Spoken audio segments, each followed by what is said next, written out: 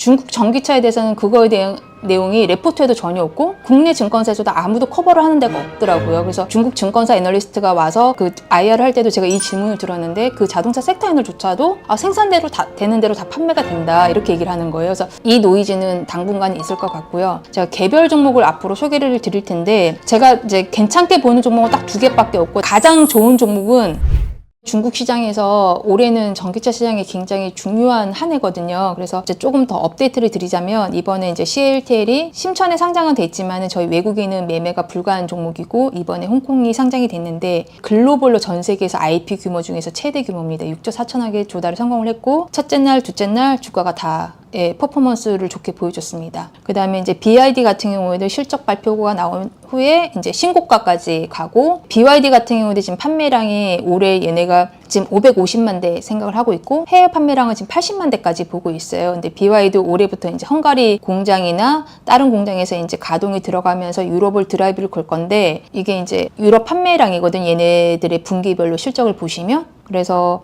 올해가 이제 이 판매량이 유럽 판매량이 어떻게 되냐 따라서 제가 보기에는 주가가 단기 조정을 받더라도 다시 갈 수 있는 어떤 기반이 될 것 같아요. 근데 오늘 이제 BYD가 가격 인하 정책을 발표를 했었어요. 근데 제가 좀 이상하다 싶었던 거는 1분기 실적 발표 나온 후에 BYD의 재고량이 굉장히 많이 증가를 했는데 주가는 상관없이 계속 공고행진을 하고 신고가를 가더라고요. 근데 이제 이게 주가가 계속 갈 때는 이게 문제가 안 되지만은 그래도 이제 리스크를 알고 주가가 가는 거라 리스크를 모르고 그냥 가만히 있다가 이제 맞는 거랑은 다른 거잖아요.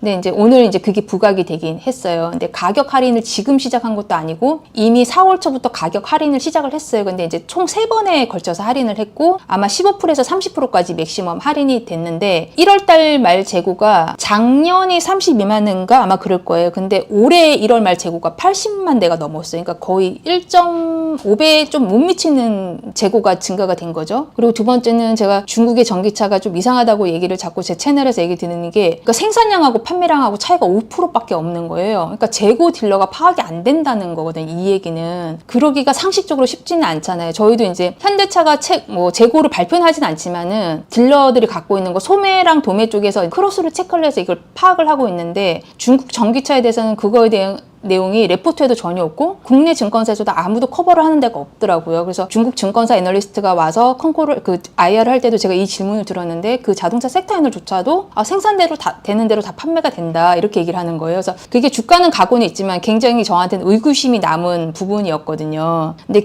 그게 아마 주가가 많이 갔기 때문에 제가 보기엔 그 트리거가 지금 발생을 한 것 같아요. 그래서 아마 당분간은 이런 노이즈가 좀 있을 것 같고 그래서 전체적으로 많이 올랐기 때문에 이제 림모터 같은 경우도 지금 50% 올랐거든요. 근데 제가 오늘 이 자료에는 못 넣었지만은 오늘 그래서 중국 전기차 관련 애들을 다 종목들 차트를 돌려보니까 2, 3일 전부터 이미 차트들이 조금은 수상한 점이 있었더라고요. 그러니까 BYD는 늦게 이게 맞은 거지만 다른 종목들은 이미 조금씩 하향을 하고 있고 아마 한 2, 3일 동안 빠지다가 그 낙폭이 크지는 않았는데 오늘 전부 다 많이 맞았거든요. 그래서 이 노이즈는 당분간 있을 것 같고요. 그러면 BYD 같은 경우는 판매량은 달성을 할 수 있겠지만은 그렇게 되면 마진 축소가 되는 거잖아요. 그러니까 영업이익률이 이제 깨지는 이제 리스크가 있기 때문에 그 부분을 봐야 될 것 같습니다. 근데 이제 제가 전기차가 완전히 무너졌다 보지 않는 이유 중에 하나는 이제 모멘텀이 2가지가 있어요. 첫째는 이제 6월 달 말부터 자율주행이 시행이 되면 이제 전기차 업체들이 이제 자체 칩을 갖고 하는 애들도 있고 아닌 애들도 있지만은 여기에 따라서 또 주가 퍼포먼스가 달라질 것 같고 두 번째는 이제 EU하고의 관세 협상 전기차 조금이라도 더 그러니까 없어지진 않을 것 같아요. 근데 5에서 10%라도 조정을 받는 기업들은 또 수혜를 받을 수 있으니까 그래서 조정 기간을 거치고 난 후에 다시 릴레이를 하지 않을까 생각을 하고 있습니다. 1년 동안 보시면 거의 뭐 80%에서 100% 오른 종목들이 많아요, 전기차가. 그래서 제가 보기에는 지금 좀 숨고르게 하는 장세가 이어질 것 같습니다.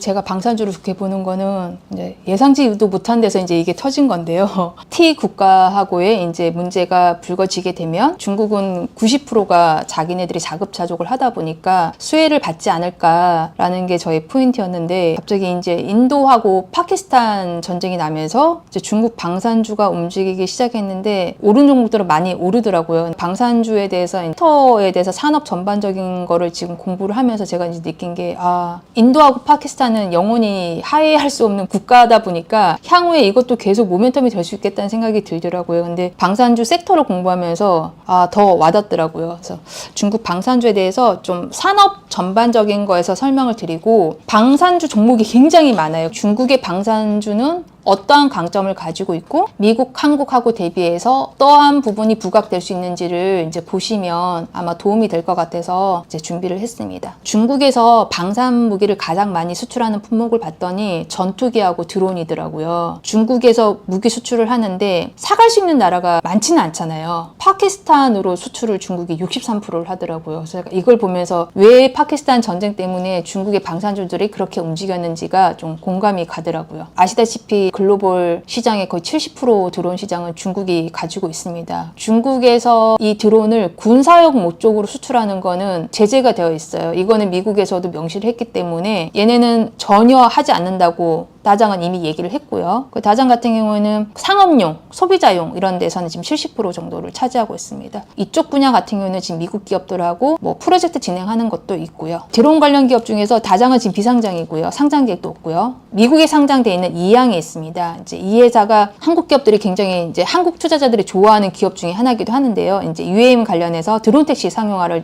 가장 빠르게 준비를 하고 있고, 이제 오텔 인텔리전트 테크놀로지 있는데 이거는 이제 상해 창업판에 있기 때문에 저희는 아마 매수가 안 될 겁니다. 매수가 안 되고 있고, 에어로스페이스라는 심천에 상장돼 있는 기업이 있고요. 홍콩에 상장돼 있는 또 아비차이나 인더스트리라는 기업이 있습니다. 그래서 그다음에 이게 전투기인데요. 최근에 이제 보시면 중국에서 전투기 관련된, 그다음에 뭐 훈련, 그다음에 이게 뭐 로키드 마틴의 전투기 관련해서 비교한 이런 논문 같은 것도 굉장히 많이 나오고 뉴스도 많이 나와요. 그래서 이제 전투기가 수출하는 무기 수출의 63%를 차지를 하더라고요. 그러니까 파키스탄의 대부분 무기는 한 80%는 다 중국에서 사오는 것 같아요. 파키스탄이 인도하고 전쟁을 했는데 인도가 파키스탄이 사용한 중국 전투기에 당했다 그러면서 그런 기술 비교 관련된 내용이 나왔거든요.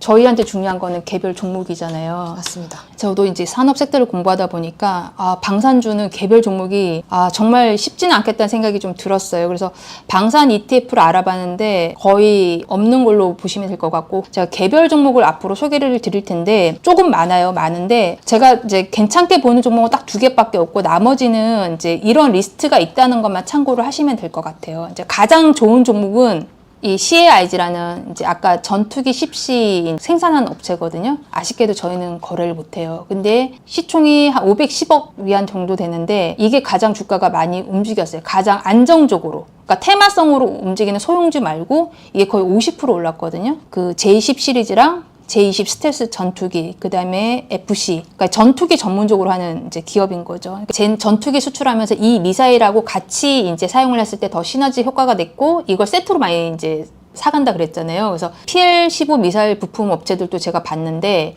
한 6개 기업이 정도 되는데 제가 봤을 때 이 6개 종목 중에서 그나마 관련성이 높은 기업 하면 이렇게 제가 빨간색으로 표시된 기업이 있는 것 같습니다. 이게 중앙침비라는 회사고요. 오늘 이제 상해에 상장이 돼 있고, 여기도 보시면 AVIC 산하에 있는 기업입니다. 근데 이 회사는 이제 시총이 지금 한 25조, 지금 작년 기준으로 퍼가 40인데 아마 25년, 26년 당겨면 밸류가 좀 더 내려가는 구조고, 방산주 공부하면서 좀 좋게 보고 있었던 종목인데, 그리고 이 회사 같은 경우는 이제 좋은 회사인 것 같아요. 중국 증권사에서 레포트가 커버가 나온 거 보면. 그러니까 원화 기준으로 보시면 24년도에 이제 매출액이 8조 정도, 영업이익이 7,500억, 순이익이 한 6,500억 정도 됩니다. 오른쪽에 작은 표를 보시면 이제 25년, 26년 가이던스가 우상향이 되는 거죠. 그러다 보니까 밸류가 낮아지고, 그 방산주 전체 섹터 보시면 아예 적자거나 수익이 나면 배통 밸류가 지금 24년 기준으로 종목들을 봤을 때 40에서 50인 종목들이 많더라고요. 그러면서 포워드가 한 25, 30 사이로 내려오는 종목들이 있고,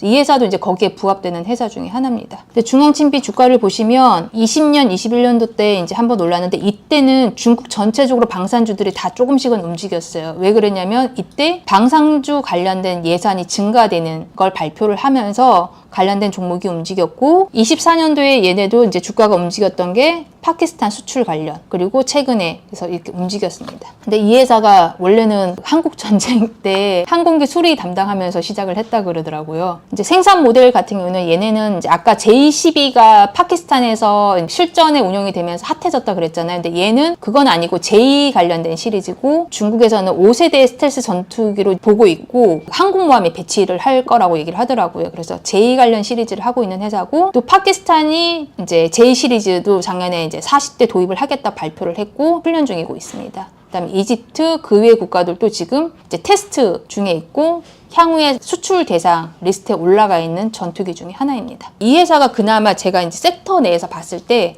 가장 좋게 보이는 기업 중에 하나입니다.